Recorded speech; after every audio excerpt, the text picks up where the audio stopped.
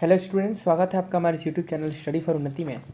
और यहाँ पर हम आपके साथ पावर शेयरिंग के कुछ इंपॉर्टेंट क्वेश्चन शेयर करने आए हैं। तो जैसा कि आप देख सकते हैं, पहला क्वेश्चन है कि power can be shared in modern democracies in the following veg. अब जो पावर जो है वो शेयर हो सकता है मॉडर्न डेमोक्रेसी में किन किन फॉलोइंग वेज में। तो कहना चाह रहा है कि among all different organ of the government. तो ये भी बात सही लग रहा है भाई, डिफरेंट ऑर्गन ऑफ गवर्नमेंट में शेयर होगा पावर। अमंग वेरियस लेवल, हाँ देखिए वेरियस लेवल, अलग अलग लेवल पर भी क्या होते हैं, शेयर होते हैं। अमंग डिफरेंट सोशल ग्रुप्स में भी पावर शेयर हो सकता है। यानी इसका all of the above answer सही है, सारे रीजन जो है कि वैलिड थे। आगे बात करें क्वेश्चन नंबर सेकंड में कि which of the following is not a valid reason for power sharing. कौन सा रीजन नहीं है पावर शेयरिंग के लिए। अब देखिए, being part of parcel of democracy, ये तो रीजन है। पहला, टू रिड्यूस टेंशन, ये भी रीजन है कि भाई पावर शेयर करने से टेंशन रिड्यूस होगा। फॉर पॉलिटिकल स्टेबिलिटी के लिए भी है। इसका मतलब मेजोरिटिनिज्म के लिए नहीं है। तो इसका कौन सा सही हो जाएगा, ऑप्शन ए, जो कि क्या पूछा था यहाँ पर, नहीं है। यानी इसका ए वाला पहला वाला रीजन मेजोरिटिनिज्म के लिए शेयर नहीं किया जाता है। आगे बात करें तीसरे क्वेश्चन की, तो देख सकते हैं which one of the following communities constituted majority in Brussels. अब ब्रुसेल में कौन सी कम्युनिटीज़ क्या थी, मेजोरिटी में थी। तो आप देख सकते हैं ब्रुसेल में जो थी फ्रेंच स्पीकिंग ज़्यादा थे लोग, ठीक है। तो इसी के साथ इसका ए आंसर सही हो जाएगा। आगे बात करें कि which are the border state of Belgium. Border state कौन सा था बेल्जियम का, ठीक है। And what is the meaning of ethnic group का क्या मतलब था। Which language are spoken in Belgium, Belgium में कौन सी भाषा बोली जाती थी। And what is their percentage, इनका परसेंटेज क्या था। State one special problem in Brussels. तो देखिए अब आप देख सकते हैं यहाँ पर कि जो बॉर्डर स्टेट था, है ना, वो बेल्जियम का, वो नीदरलैंड था। वो कौन था आपका, नीदरलैंड था, ठीक, नीदरलैंड। उसके बाद आपका फ्रांस था, फ्रांस। उसके बाद आपका जर्मनी था। तो ये तीन जो थे जो है कि बॉर्डर शेयर कर रहे थे, तीन जो कंट्रीज थे बॉर्डर शेयर कर रहे थे। एथनिक का मतलब देखिए क्या होता है, एथनिक का मतलब होता है social division.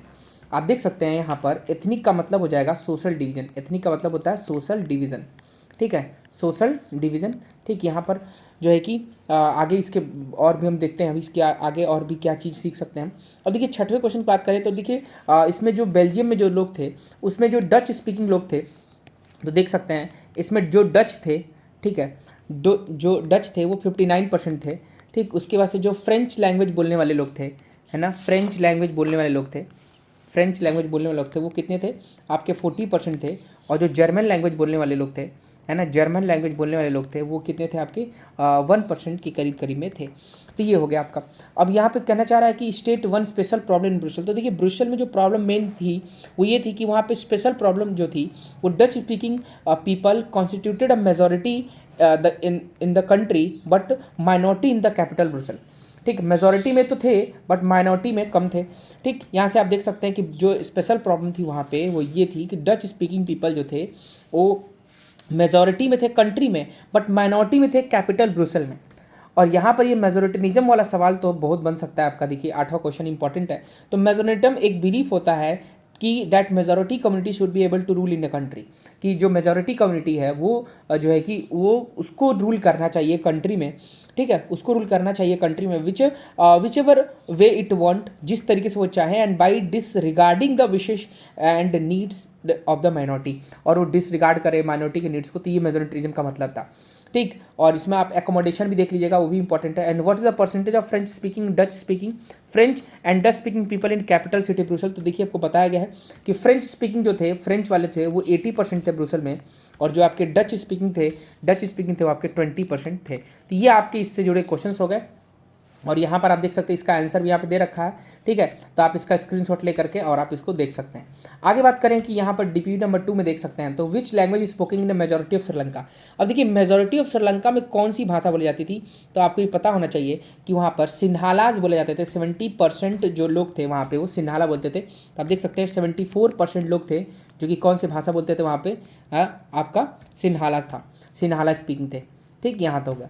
And what is the percentage of Tamil speaking people. अब तमिल स्पीकिंग की क्या परसेंटेज थी, तो तमिल स्पीकिंग 18% थे आपके। बात करें अगर अगले क्वेश्चन की कि when was the act passed to recognise Sinhalese as the only official language in Sri Lanka. तो देखिए जो एक्ट पास हुआ था वो हुआ था आपका 1956 में। कब हुआ था, 1956 में, ठीक। तो ये आपका इंपॉर्टेंट क्वेश्चन बन गया। आप देख सकते हैं the community government in Belgium is a good example of power sharing, ठीक। तो बिल्कुल हम कह सकते हैं कि जो पावर शेयरिंग का, तो power sharing among government, power sharing among governments at a different level पे जो पावर शेयरिंग हुआ था वो एक एग्जाम्पल था। And what measure was adopted by the democratically elected government of Sri Lanka to establish Sinhala supremacy. Sinhala supremacy को देखिए करने के लिए यही लोग क्या कर दिए थे कि जो है कि 1956 में एक एक्ट पास किए थे जिसको सिन्हाला, जिससे सिन्हाला को ऑफिशियल लैंग्वेज बना दिया गया था। एंड द गवर्नमेंट जो फॉलो कर रही थी, एंड जो गवर्नमेंट थी वो फॉलो कर रही थी प्रिफरेंशियल पॉलिसीज़ को, है ना, और सिन्हाला को फेवर कर रही थी एप्लीकेंट्स फॉर यूनिवर्सिटी पोजीशन के लिए एंड गवर्नमेंट जॉब्स के लिए। तो ये इसका रीजन हो जाएगा। कहना चाह रहा है what is the language spoken by the people residing in the Wallonia region of Belgium. देखिए वोलोनिया रीजन में अगर बात करें तो people residing the Wallonia region of, वो क्या बोलते थे आपके, फ्रेंच बोलते थे, है ना। Region of Belgium speak French, क्या बोलते थे कि फ्रेंच बोलते थे। तो ये इसका आंसर हो जाएगा। तो ये देखिए इससे जुड़े इंपॉर्टेंट क्वेश्चंस पावर शेयरिंग से। आगे बात करें अगर हम नेक्स्ट में, तो देख सकते हैं इसका सारे का आंसर है, आप इसको पॉज करके और आप पढ़ भी सकते हैं। आगे देखते हैं डीपीपी नंबर 3 में अगर हम क्वेश्चंस की बात करें तो देख सकते हैं कि what do you think that the step taken by the Sri Lankan government, की जो आपको क्या लगता है कि जो श्रीलंकन गवर्नमेंट द्वारा स्टेप्स जो लिए गए थे to establish the supremacy of Sinhalese were justified be long lasting, वो क्या लॉन्ग लास्टिंग थे। Give your point, your view point. तो आप इसमें देख सकते हैं, इसको पूरा अच्छे से आप इसको पढ़िए।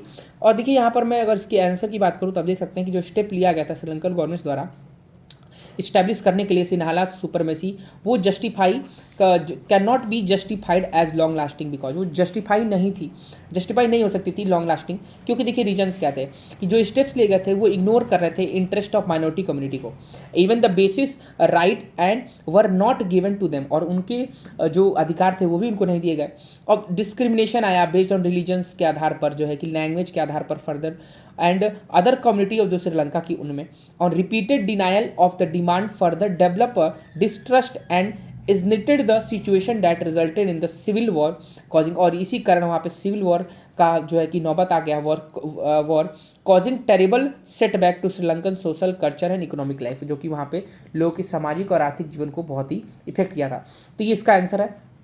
आगे बात करें पावर शेयरिंग में country more powerful and unified justified statement. अब देखिए पावर शेयरिंग जो है कि बनाती ही है, बिल्कुल सही बात है। तो पावर शेयरिंग जो है कि कंट्री को मोर पावरफुल बनाती है, बहुत सारे रीजन है, क्योंकि पावर शेयरिंग इंश्योर करती है, पावर शेयरिंग इंश्योर करता है that people have stake in the government, की लोग की जनता का भी कुछ ना कुछ यहाँ पर जो है कि एक अधिकार होगा, ठीक है। उस जो भी पावर को शेयर किया जा रहा है उनमें जनता का भी एक रोल होगा, ठीक है। बहुत ज़्यादा समझिए कि किसी जो भी हम लोग हैं उन पर एक तानाशाही वाले तरीके से राज नहीं किया जाएगा। और पावर शेयरिंग इंश्योर करता है मैक्सिमम पार्टिसिपेशन को, और वो अपहोल्ड करता है कॉन्सेप्ट ऑफ पीपल्स रूल को, और ऑलवेज और हमेशा लेकर के आता है बेटर आउटकम डेमोक्रेसी में, जो कि इंश्योर करती है पॉलिटिकल स्टेबिलिटी को डेमोक्रेसी में। और पावर शेयरिंग अकोमोडेट करता है डाइवर्स ग्रुप को, it help to reduce the possibility of conflict between the social group, और ये पॉसिबिलिटी ऑफ कॉन्फ्लिक्ट को भी क्या करता है, जो है कि कम करता है। तो ये इसके रीजन्स हो गए। अगला है कि describe any 3 majoritarian measures taken by Sri Lankan government to establish Sinhala supremacy. तो देखिए ये इंपॉर्टेंट बन सकता है क्वेश्चन आपका तीसरा। तो देखिए इसमें भी काफ़ी सारे रीजन्स थे, इसका आंसर भी आपको मैं नीचे में दिखा दूंगा। Bring out any 2 sharp contrast between the Belgium and Sri Lankan democracy, तो ये इंपॉर्टेंट बन सकता है।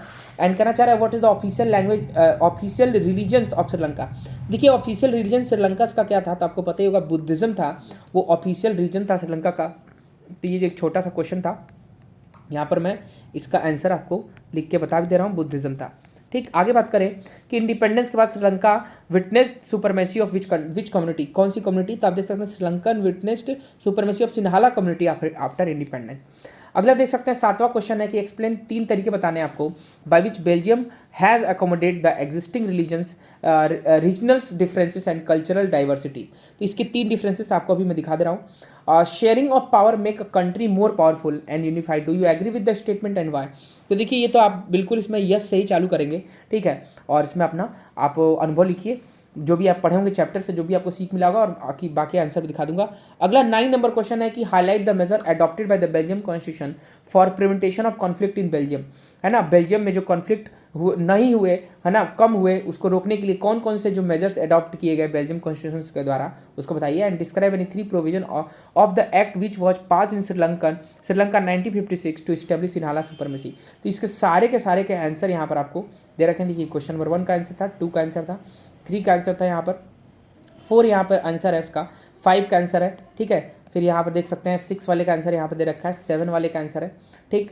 फिर यहाँ पर आप देख सकते हैं क्वेश्चन नंबर 8 का आंसर है, फिर 9 का, फिर यहाँ पर आपका जो है कि 10 नंबर का आंसर है। तो सारे आंसर आपको मिल गए। वीडियो पॉज करके आप आंसर देखिए, पढ़िए, इसको अच्छे से सीखिए। आगे बात करते हैं लास्ट पीपीपी में, देखें अगर हम कि highlights and 3 major adopted by the Belgium government to accommodate religious and culture diversity. देखिए सेम क्वेश्चन इंपॉर्टेंट था तो इसलिए दोबारा यहाँ पर मेंशन है। Describe the ethnic composition of Belgium. देखिए एथनिक कॉम्पोजिशन बेल्जियम का ये तो बहुत इंपॉर्टेंट बन सकता है, क्योंकि आप जब चैप्टर पढ़े होंगे तो उसमें आपको ये सर भी आपको बताए होंगे। तो इसमें देखिए इसका एथनिक कॉम्पोजिशन में क्या क्या था, इसको भी दिखाता हूँ आपको। फिर देख सकते हैं पावर शेयरिंग और very spirit of democracy, justify the statement, ये भी क्वेश्चन आ सकता है। And why was the minority French speaking community relatively rich and powerful, क्यों थी ऐसा, ये भी दिखा देता हूँ आपको horizontal and vertical power division में अंतर आ सकता है कि what factor lead the civil war, कौन कौन से फैक्टर अभी ऊपर भी आपको चर्चा की गई है, ठीक है। Explain 2 main reason why power sharing is important democracy, ये देखिए ये क्वेश्चन आपका बन सकता है। फिर compare the way in which the Belgium and Sri Lankan have deal with the culture diversity, ये भी क्वेश्चन इंपॉर्टेंट है। एंड अगला क्वेश्चन है कि which values are associated with the idea of power sharing in a country, और why was Brussels chosen as a headquarter, ब्रुसल को क्यों headquarter के रूप में चुना गया during the formation of European union. तो देखिए ये सारे क्वेश्चन आपके इंपॉर्टेंट थे और यहाँ पर आपको सारे का आंसर यहाँ पर एक एक करके यहाँ पर आपको मिल जाएगा। देख सकते हैं काफ़ी इंपॉर्टेंट है, जो नहीं देखेगा खुद एग्जाम देके आने के बाद पछताएगा वो, ठीक है। तो यहाँ से ये सारी बातें यहाँ पर आपको मेंशन करके रख दी गई हैं। इसको एकदम ध्यान से पढ़िए, देखिए क्योंकि एग्जाम आपको देना है, कोई कितना भी पढ़ा लेगा, जब तक आप खुद से नहीं पढ़ेंगे तब तक आप वो कॉन्फिडेंस के साथ एग्जाम में आप राइटिंग नहीं कर पाएंगे, ठीक है।